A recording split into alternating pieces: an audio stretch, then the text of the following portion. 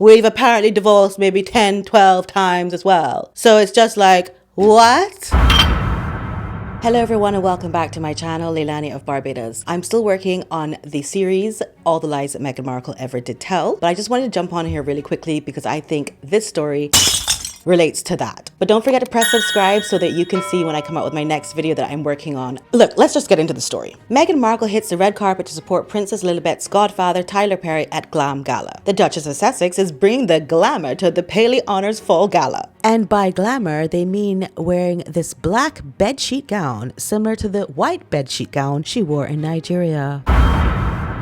So apparently Meghan was there to support her friend Tyler Perry as he receives the highest honor from the Paley Center for Media. Tyler, child, if you don't get your Medea self off that Ozempic.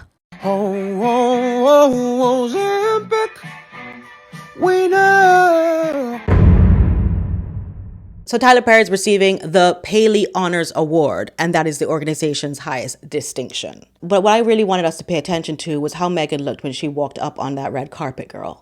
So at first here you can see that she looks almost robotic. She doesn't know where to go. She doesn't want to make any sudden movements. I think she was afraid that she was going to get hooked off the stage. Remember when this happened at the Variety magazine event and she tried to laugh it off and then drag her assistant with her? The event was trying to get her out of there to make space for Margot Robbie, the real starlet of the night, okay? So she's a little bit timid here. And then she sees Tyler Perry.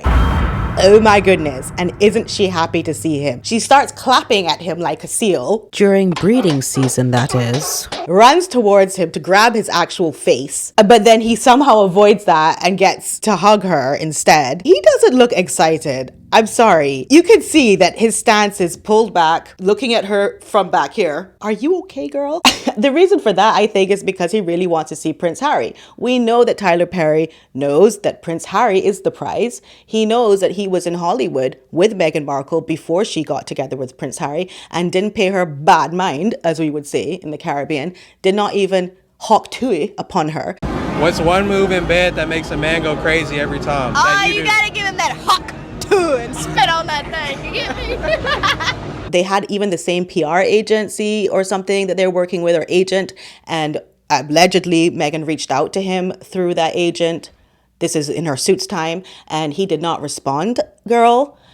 And then suddenly she becomes the Duchess of Sussex and he gives her his whole house and his private jet. His private jet, by the way, that he does not give to anyone, not even his son. I don't know if you remember, but in case you don't, Tyler Perry stopped his son from flying on Tyler Perry's private jet because Tyler Perry's son made a comment like, thank God I don't have to fly commercial. Look at how these people have to go through all of this. And it was because it was during the pandemic and the commercial flights were crazy. And he was being ushered off to his private jet and he was appreciating it, it sounded like, from the way Tyler Perry told the story. Although this was secondhand, he was telling it because Tyler Perry does not live with his son. He says he's a bachelor, Tyler Perry says. It was the son's mother that relayed the story to Tyler Perry. I think she was probably trying to give her son props by saying, you know, he really appreciates flying private. He even said, thank God I don't have to go commercial. And the man was like, well, is that so?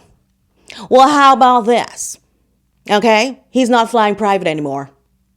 And that just is mind-blowing to me because why work so hard, Tyler Perry? Why try to become the first black billionaire in Hollywood or whatever, male, whatever you are? And why do all of that if you can't share it with your one and only child who is not being a spoiled brat? It did not sound like it was a spoiled brat comment at all.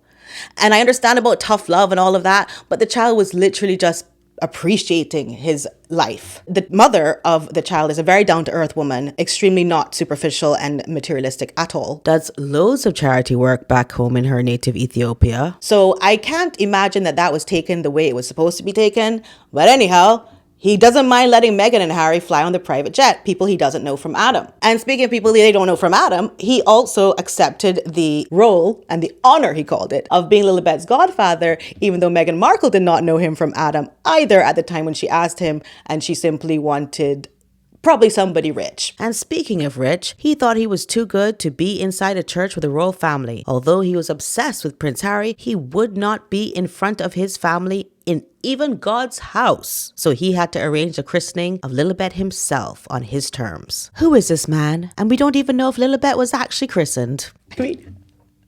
So this kind of symbiotic using relationship that they have going on means that Tyler Perry really wants Harry to be there. But because of the professional divorce that Meghan and Harry have gone through, because their brand is toxic and they have been advised to professionally separate, in other words, do your PR gigs, keep trying to get them, but just do them separately, means that Harry really can't be there with her. But it looks like Tyler Perry is very disappointed. But you know what? Meghan has to be there because she is trying to salvage her image.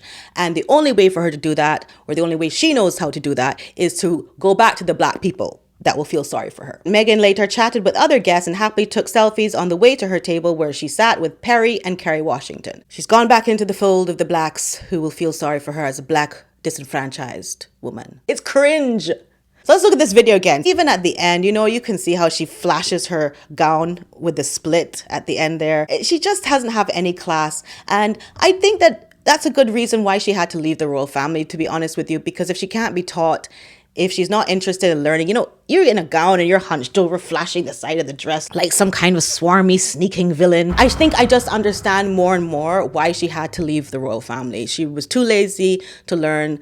She didn't think it was important, and she still doesn't think it's important. Even when she gets the small opportunities that she does have, she cannot behave properly. So like how you would teach a child not to use drugs by showing them on the side of the road, an addict in a psychotic rage, you could show your children Meghan Markle and say, this is what happens when you lie. You end up not being comfortable, not being able to face the cameras, because everyone is out there giving you backlash about the lies you told. And now you simply can't face anyone without being extremely awkward and cringe and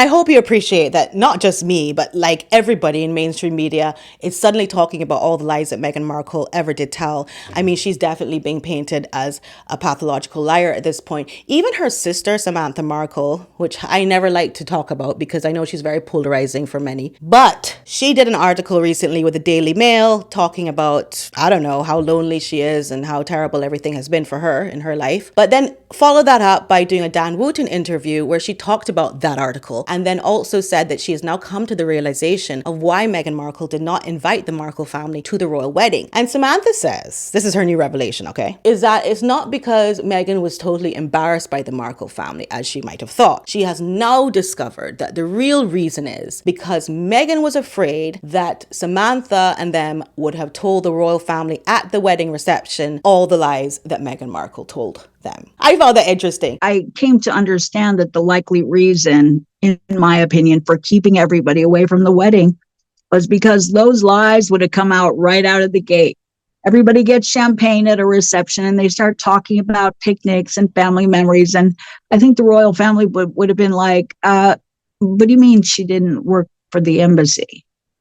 What do you mean she didn't get grants or scholarships? I thought she was an independent, self-made woman. And that really does sound quite sad and toxic. I mean, throw the whole wedding away. Throw all the lies away. It's not that I feel sorry for Meghan Markle. It's just that I think that anyone who goes to somebody's wedding should not be there to destroy their character in front of their new family. You, Samantha, are not the person, right, who has to be with the ginger todger at nighttime. So some might say that as a sister, that was not her role to go to the wedding and expose Meghan Markle. But sound off in the comments. Tell me what you think. I mean, she really didn't come forward with anything until she wanted to sell a book. So that's why people kind of side-eye Samantha. But yeah, tell me what you think in the comments. It's okay because she does admit to having feelings of envy and jealousy towards Meghan Markle. Even as Meghan Markle was a 2-year-old, she felt a competition with her. Of course, that all comes down to the parenting and how the father decided to handle his new family versus his old family and all that. And there's a lot there, and I totally am not judging her for anything. I am just saying how sad is that anybody should be so fearful of their family. If you check out Thomas Markle Jr.'s Instagram,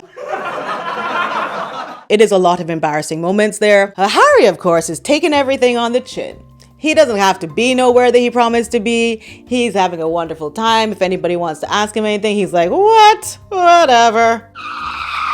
Let's hear. The Paley Honors tribute to Perry was announced in July, and it was revealed then that Meghan and Prince Harry would be among the crew leading the celebrations. The Duke and Duchess of Sussex were listed as tribute chairs for the big night, alongside Whoopi Goldberg, Gayle King, Taraji P. Henson, George Lucas, Washington, and more. Although Harry was involved, he did not appear alongside Meghan at the event, as he was in New York City following his appearance at the New York Times 2024 Deal Book Summit. There, he joined New York Times columnist and Deal Book founder Andrew Ross Sorkin for a wide-ranging conversation. During the discussion, Harry addressed the persistent rumors surrounding his relationship with Meghan, which have been fueled by their recent separate public appearances. Reflecting on the speculation, he quipped, "Apparently, we've bought or moved house 10, 12 times. We've apparently divorced maybe 10, 12 times as well. So it's just like, what?"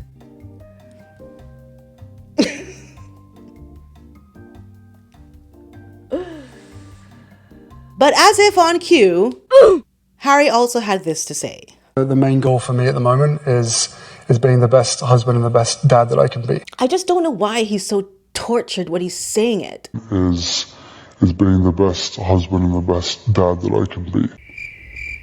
It's like he's trying to remember the lines and get it out. That's his main goal. So why are you here? Why aren't you with them? No, seriously, Harry, why are you here at the New York Times Deal Book Summit in New York City, New York, when your wife is at the Beverly Wilshire Hotel in Beverly Hills, California, and your children are wherever they are when they're not with you? It's like they're really trying to revamp their images, both of them. I just think at this point they should cut their losses and go into hiding, exile, whatever you want to call it, like Wallace Simpson did before. Just do that, because it's at that point where you're in like the top 5 most hated persons every single year, and everything you do is making you look crazier and crazier. I don't understand why they're doing this. Even this picture of her face here, it just looks like she's very lost in her own sauce. Let me just tell you this, there's no way that the royal family in England is going to have these two around them looking crazy like this. That's for sure. The more they appear, the more the royal family is going to be like, no thank you. Scared. Okay. Anyway, thank you all so much for watching. Don't forget to subscribe again and press the bell notifications. I'm going to work on the other video right now. And stick with me because I'll be giving my hot take on the German documentary about Meghan and Harry. The director, Ulrich Grunwald, said working on the documentary made her understand the late Queen's maxim that you can't be half in, half out. Love you. Bye.